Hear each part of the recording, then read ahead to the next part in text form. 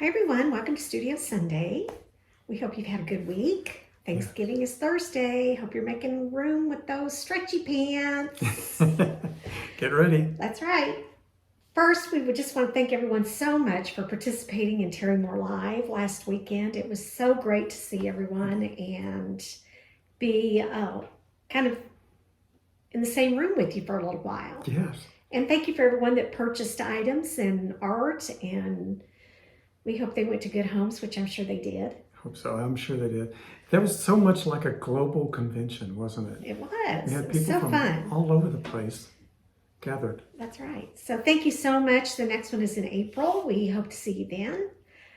Also, don't forget that Humble Bundle is still doing their Black Friday bundle sale. You can get a lot of Terry's books, and I think it starts at $18. It's all digital. Yes. And I think it's actually, the count is 45 books Oh, wow. in that bundle Okay. for $18. That's minimum. pretty good. More if you feel like it's worth more, and then you can put some of it over to the charity of our choice. A certain portion goes to Heroes Initiative, which we're super excited about. So if you don't have Terry's Humble Bundle, be sure to go get it. It's a great deal, and it's great company. So we're happy to support them. And What else? Parker Girls number 3 hits the stores on Wednesdays. So keep an eye out for that. Terry's hard at work on number 4, so hopefully he'll be caught up with number 4 and get back on track. But that's it for me. Short and sweet today. Well, you took care of so much business this last month. I mean, yeah, my goodness. But thank you for making that happen. Robin is the one who pulls all that together, and she's the one who brings us all together for these online conventions. And don't you forget it. Oh, we don't forget it. So I am going to lay low for the next week and make pie. So everybody have a great Thanksgiving. And Terry, what do you draw today?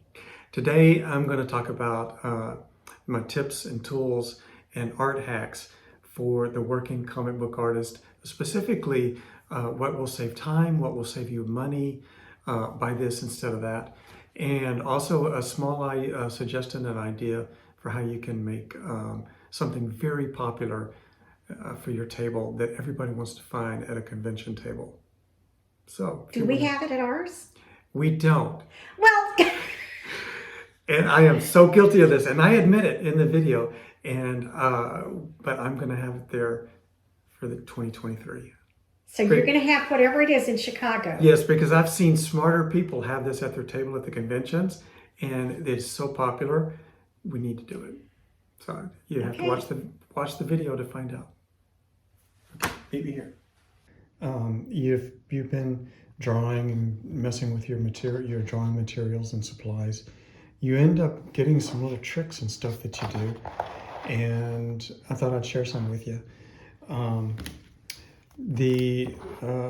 have a drawing table so that I can do a T-square and get a perfect horizontal and a perfect vertical.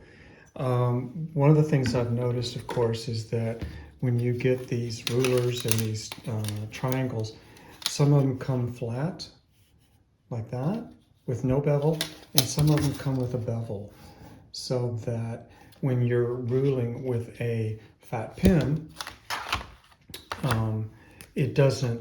the ink never gets smeared between the paper and the plastic.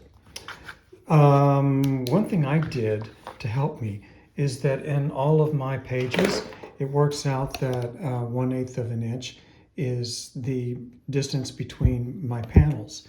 So what I did was carefully lay the new one down. You know, it had an edge like this. So I laid it down, and then I measured off 1/8 like that. And then I scored it with my blade like that. And then I ran a pin down through the score like that. And then you can rub off the excess, and it leaves you with that nice line. So when I'm doing my panel layout, I do the first panel like that. And then I just simply come over, lay the triangle over it, and there's my other line. It saves you so much when you're doing a bunch of panels all over the place. You're looking for everything you can do to make life easier. These things, by the way, are good. It's called a see-through ruler, and it's marked off in basically an eighth of an inch, and it's awfully easy to use and measure things off. And you could do the same thing with this ruler here. The reason why I use, the T-square and the triangles is so that I can get an absolute perfect horizontal. When you finish your page and put it on the computer is perfect horizontal. And if your page was a little askew, it's like that. It's such a hassle to get in there and start incrementally trying to fix it. And then you don't know, maybe you got the top right and then the bottom's off. That happened to me in my early days because I was always freehanding with one of these, and I never had perfect squares, and it bothered me. So that was just me. Okay, mechanical pencils. This is not a good one for taking out on the road because of the little dagger down here that will not retreat. So this is like having a little, a needle. So these are not good. What you want to do is get one that will retreat like that. And now you can put it in your pocket and it won't hurt anything. It doesn't have to be this pencil that I use. Even this popular drafting supply maker, Alvin, even they do it where it comes out and then it goes back in. You can put it in now you can put it away, travel with it, and you don't have to worry about these little micro deaths. If you're looking for a mechanical pencil, I always like to read about them. This one was voted one of the top ones. It's called the Pentel Carry, I think. The top comes off and you have a sleeve that doesn't really retract, but it doesn't matter because when you're ready to go, you just put that back on. And then the eraser is up there. So I don't know, it's a good design. It's been around a long time. So if you like that, it's good. Another one is the shaker pencil. And again, because the pencil and the sleeve, the sleeve for the lead goes away. So when you push the button, the sleeve comes out with the lead. When you pull it all back in, it goes away. It's called a shaker because you can do that and the lead comes out every time you shake it. It has a little ballast weight in there. So that way you can just get to drawing and you don't have to keep changing your hand position when you're in the zone. The shakers, these two are good. I'll show you this real quick. This is the pencil that I see a lot of people using, a 0.4. It's very popular. Again, the sleeve comes out, pops in like this. Cool, huh? I saw Jim Lee drawing with this at a con one time, 0.4. And when you look at his pencil drawings, it kind of makes sense. I have seen people draw with a 0.3, and I think Michael Turner was drawing with a 0.3. When you look at his originals, it's such a beautiful fine line like that. The thing about the fine lines is that you learn to double up on the lines that you wanted bolder, and then you're totally free to do all the little details that you want to do, right?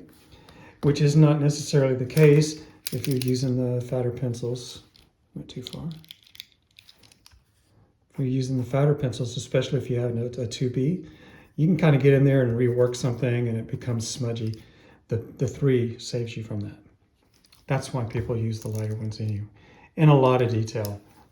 So if you're going to be doing, a lot of background things and there's highlights in there and there's little wires and there's a plug, it's just perfect for detail. So the 0.3 is a good pencil for people that are detail oriented. The 5 that I use is just a good general purpose. And of course, they all get thicker. One thing about these pencils is they all tend to have, most of them tend to have these little special made eraser heads. And those can be expensive when you're having to go buy them in these little special made tubes. It's a lot cheaper to buy a bunch of eraser like that and just use this. This is a cheap eraser, and you put this entire thing in here, or most of it, and just click feed it when you want. So I've gotten in the habit of simply, drawing with one hand, and when I need to erase all the outline stuff that I just did, I'm burning through the eraser on this one because it costs so much less this way. If you're using a 2mm pencil, like they would use in drafting class for architecture and things like that, they're very handy, and it's a good way to never run out of lead because you always have these packages, nice long thing. The thing about it is if you're using them, especially in any kind of softer grade, you're going to have to be sharpening constantly, because if you're using like a 2B or a B, it's gonna change the point within a minute of drawing. Look how thicker the point got. So you're constantly doing this. Put it in here. You've got to whip it around. And if you don't get coordinated right, there you go. Nice quick point. If you don't get coordinated right, you can break that lead right off. I have found, these are about $5 or $6. I have found that this is much easier to travel with. It's the exact same little blade, but it's just right there in front of you in a piece of plastic. And there. It's just perfect. And when you're traveling on the road and all you have is one little pencil kit for your artist alley table or whatever, that is so much better than carrying that, because now you have a bunch of these kind of things, these size things. So I recommend this guy, and I think it's like 70 cents. Okay, when you're dealing with pads of paper, like I do, I put my comic book format on there. I always have a bit of paper left over. So I take an X-Acto knife, and I cut the squares off, and I collect the squares. And you can take these squares and draw little doodles on them, or little cartoons, tint it with some color if you want, or some gray, and sell them at comic book conventions for like $5 each.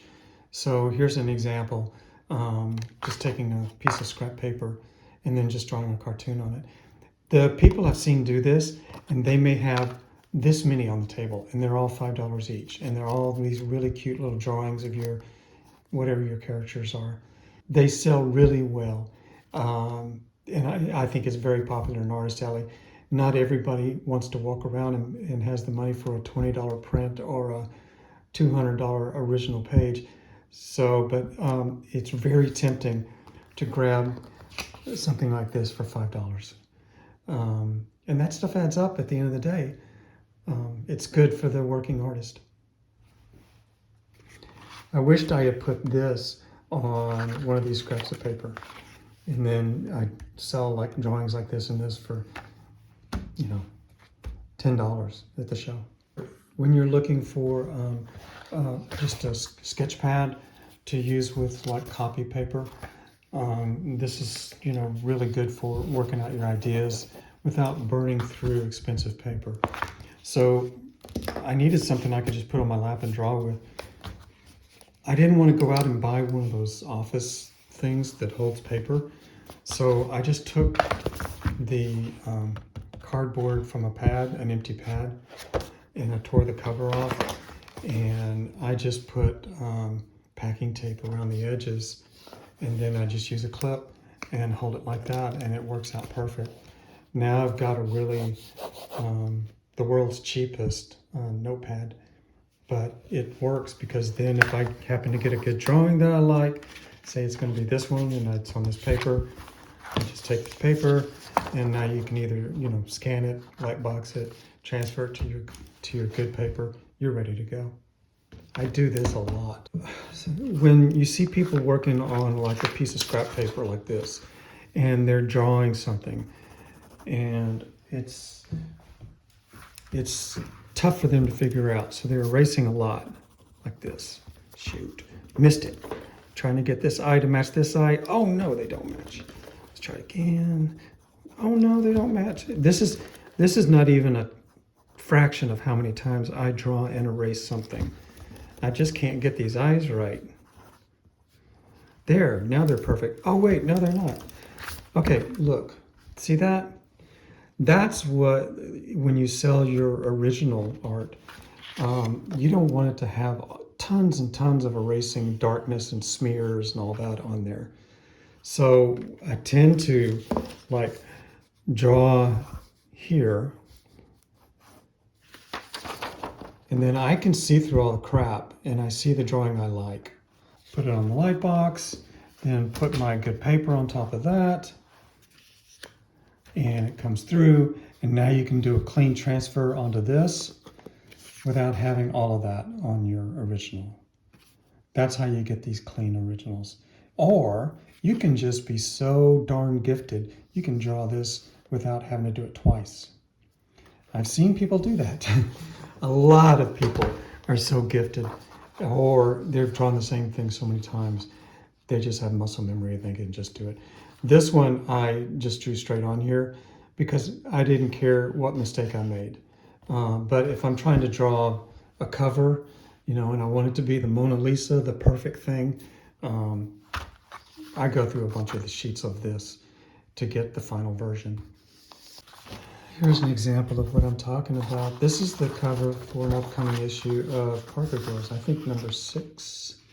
And I was just drawing freehand on my notepad. So I was just drawing freehand on my cheap notepad. And I ended up with this. So to see what had happened, I had to add another piece of paper underneath it.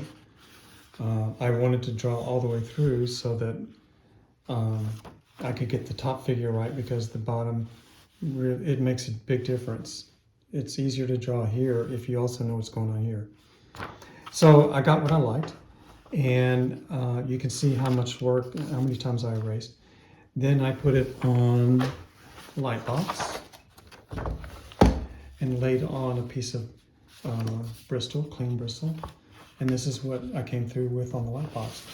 If you see, look, you'll see that the sizes are exactly the same. And then I made a lot of adjustments. You know, I just indicated fingers here, and then I knew how they were going to curl once I got there. The reason why I'm doing this is because you want to figure out the length of things. You know, like look, see this arm, how short it is right there? See how I fixed that over here? There's probably another ½ inch on that arm. And you're just trying to figure out where this hip went and how this leg comes over without making it look like she's doing something awkward. And getting the perspective from the hidden leg over here. It's wrong in this drawing. And I worked it out over here. The leg had to be much longer and a different angle and all that. So it takes both. You're figuring it out here. It's like an architect or whatever, figuring out how you're going to make the building, and then you do the building. You don't just start here and just like hope it's going to be perfect. One of the other things I noticed, I always drew this classic martini glass, and Robin said, no, those are out of style now. Now all the current glasses are like this. It's nice to have somebody around who can tell me what the 2022 is doing. So those are the art hacks I've been doing lately this year, just to kind of keep things moving, to save money, to save time. So I hope it helps with the drawing, doing all the hard work on cheap paper. You don't have to buy fancy beautiful things to get the same results.